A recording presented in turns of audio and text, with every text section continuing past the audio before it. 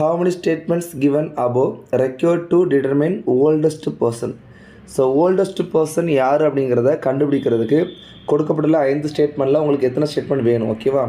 சரி, from first statement A is older then B. From second statement. So இதில் இந்த கொஸ்டினை சால்வ் பண்ணுறதுக்கு நம்மளுக்கு எத்தனை ஸ்டேட்மெண்ட் வேணும் அப்படிங்கிறது கிளியராக தெரியணும், ஓகேவா? So C and D R same age.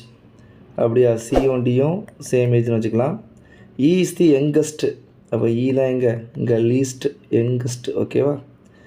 F is younger than D. F is younger than D. Okay. F is older than A. F is older than A. So இந்த 2 ஸ்டேட்மெண்ட்டை வச்சு நான் வந்து இதுக்கு கவர் ஆகிட்டேன். ஸோ இதில் மறுபடியும் இதை போட்டுட்டு மறுபடியும் இங்கே ஈயை போட்டேன் அப்படின்னா 3 4 5 வந்துச்சு. சி இருக்குது. சியும் டியும் ஈக்குவல் அப்படிங்கிறது தெரிஞ்சால் தான் எனக்கு இதில் யார் ஹையஸ்ட்டுங்கிறது சொல்ல முடியும். ஸோ இதை நான் சால்வ் பண்ணுறதுக்கு எனக்கு இதெல்லாம் 5 ஸ்டேட்மெண்ட்டுமே தேவைப்பட்டுச்சு.